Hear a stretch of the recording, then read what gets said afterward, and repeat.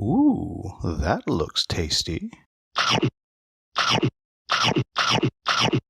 Welcome, folks. Today the Hungry Gamer is back with the second Game of the Year nomination episode. And just a quick reminder, I'm doing my year from November to November each year. And why? Because I did it that way last year, and so I'm kind of sticking to it. And so because of that, I'm including games that were just showing up or just delivering if they were Kickstarters right around the time I was recording last year. So some of the games that people were saying, how can you not include this game on your list? And the answer was, well, because it's after my cutoff, are included this year. So there are a couple games that are technically 2020 games that are on this list, and there are some other games that, if you go to BGG, will say 2020, but they had their American or North American release this year. Or at least that's my understanding.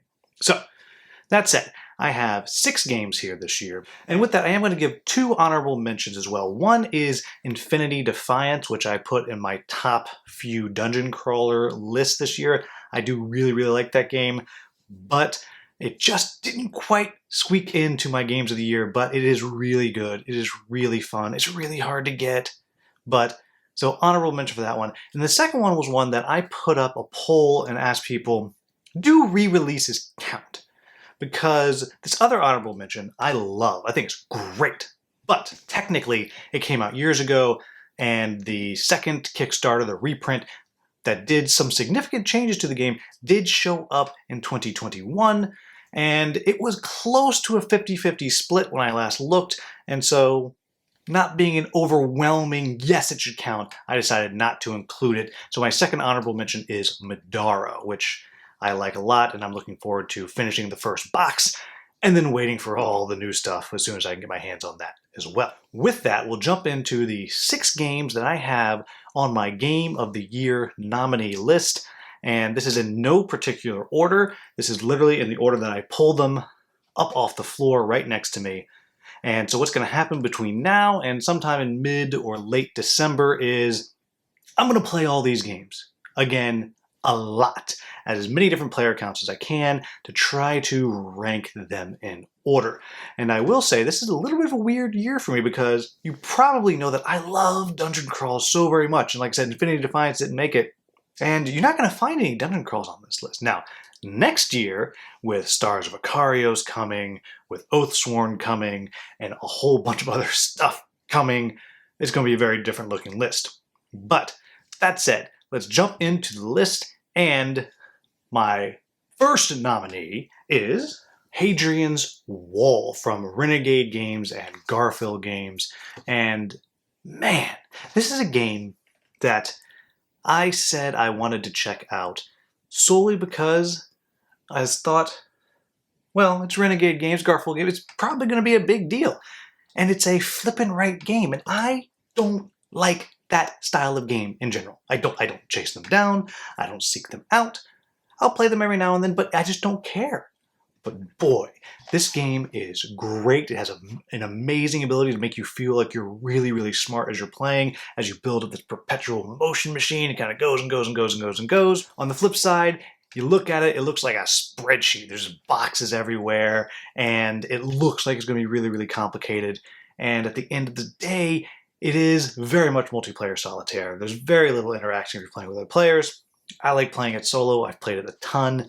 So that is Hadrian's Wall, where you are ostensibly building the Hadrian's Wall to keep the Picts out and they'll be attacking. But really, to do that, you're doing flipping right. You're gathering resources. You're spending those resources to get more resources, and so on and so on. Hadrian's Wall, really dig this one. Next one on my list is one that I thought was going to be on last year's list. This is one that we hoped was going to deliver last year, and it just didn't make it. It didn't show up. And I was pretty sure this was going to be on my list last year. In fact, it probably would have been top 3 last year, at least top 4.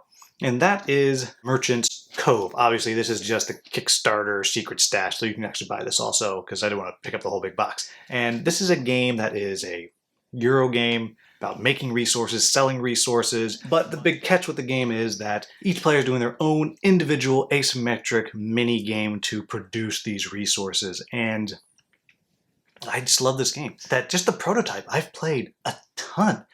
Just a ton have I brought this game out and played it. I introduce it to people whenever I can. I just think it's a wonderful game. And what helps is the solo mode works really well as well. It's just a wonderful solo. They've got these solo scenarios that you can add in, that you can do, and it's just a wonderfully done game. I love it. It is one of my favorite Euros that I have ever played. It's actually much lighter than you think it is because it's really just each player has their own core different mechanics that they're doing that it can be explained in a 4-page little rule book. Yes, the rules, have some mistakes here and there, and there's a pretty big FAQ to kind of get things figured out, but boy, get your hands on this one. It is just a lot of fun. Each of those different mini games that you can play, I really enjoy. And what's even better is there is a different type of character that suits almost everybody's different personality. Really fun game, Merchant's Cove. Now, the next one on my list is one that I just recently got, and I just recently covered. And that is from Good Games Publishing, Land vs. Sea. Now, this is a simple tile-laying game in which you can play 2, 3, or 4 players, and ostensibly it is the land versus the sea. The land's trying to make islands, while the sea is trying to make small seas. And if you're playing 3 players, you have what's called the cartographer that's trying to do, well, different kinds of things and different ways of scoring, but you're putting coral next to each other and mountains next to each other. You're making trade routes by getting wagons and ships connected while you're making these islands and these seas. And the art in this thing is just amazing. It's filled with Easter eggs that are just a delight to find. Throwback to the Time Bandits, Star Wars, Peter Pan, and just all these wonderfully old-timey map tropes that you can find as well. It's a very quick game, very fast, small box, easy to play. Land vs. Sea is my next nominee. The next one on my list is the newest one. In fact, this was the second to last new game that I played that I actually counted this year, and that is Furnace. Now, this is one that I'd heard a bit about, but just hadn't pursued or anything, and then Streamline Matt actually got me a copy for my birthday, and boy, this is a fun game. It's very, very, very simple. It is just simple engine building, tableau building, where you're bidding on cards every round. Everyone's got a 1 through 4 bid they can put out, so everyone's going to get at least 1 card, and the key to it is when you don't get a card, then you wind up getting paid out. And the bigger bid that you lost with, the more stuff you get paid out. And you'll be upgrading the cards a little bit by flipping them over, but all in all, you're buying these cards so you can create an engine, then you're running that engine to try to make the most money. Very, very simple, very, very light, and one that just has me really intrigued because it just does something simple, just engine building, but it does that very, very well, I think. So, my next one, Furnace. Now, the next nominee for my Game of the Year award goes to one that was technically released in 2020 also, but was not available in America until 2021. Or at least that is my understanding. I certainly didn't get a hold of it until 2021. And that is Nidavellir, also with the expansion Thingvellir included in it. And I do think you need to have the Thingvellir included in it, or at least that's what I'm considering my Game of the Year nominee here. And so what Nidavellir is it is a game where ostensibly you are building an army of dwarves to go face Fafnir the dragon, and whoever builds the bravest army gets the honor of going to probably get burned to a crisp by the dragon. But the way you're doing this is you are using coins. You're using gold to go bid for these dwarves in these various taverns. But the catch is, one of your coins is worth 0. And you can use that 0, and you still get to draft something. You're going to go last probably.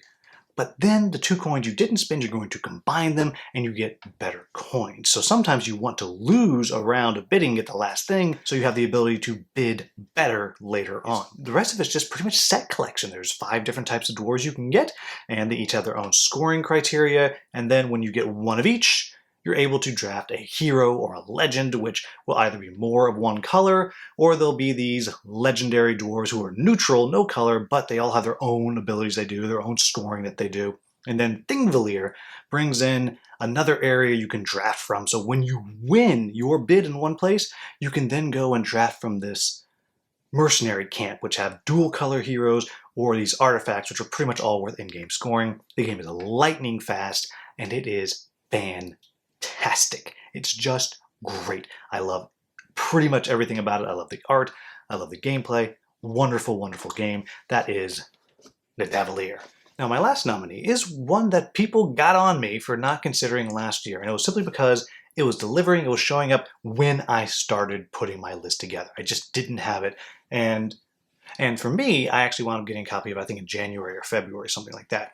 And that is Dwellings of Eldervale. And so, clearly, huge old box here. And this is one that I've played a lot of solo, a ton of solo, and I've gotten to play many times into various amounts of players throughout the year, and a lot of it on TTS as I'm trying to play with people kind of around the country to get games in.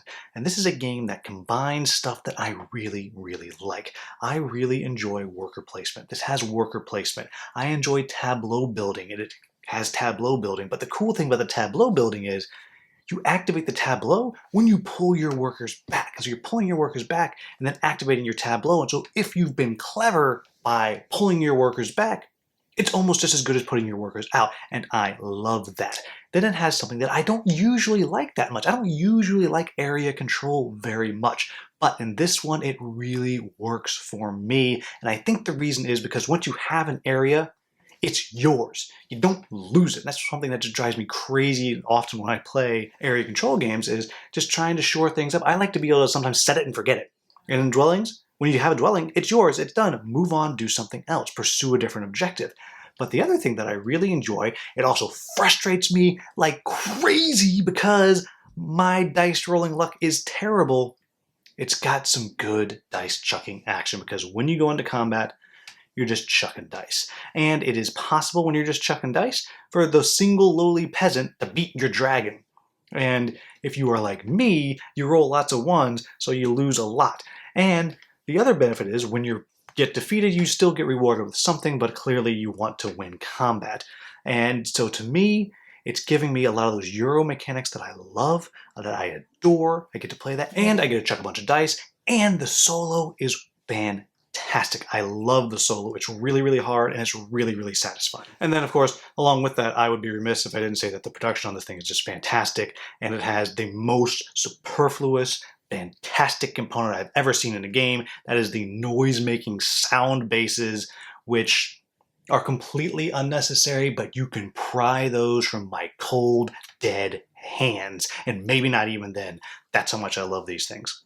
So there you have it, folks. That is my 6 games that are nominated for Game of the Year. I'm going to be playing these things like crazy over the next month or so, 3 weeks or so, to try to put these in order. If you have opinions on these games or the honorable mentions that I said at the beginning, please leave those down in the comments. And heck, if you really want to try one of these games and you want to play with me, leave a comment too. We'll see if we can set it up sometime over Discord and TTS or something like that, because I'm going to be playing these as much as I possibly can. So there you have it, folks. That is this year's crop of nominees. As always, if you found this video useful, please like, subscribe, and share. Thank you so much for watching. Have a wonderful, wonderful day.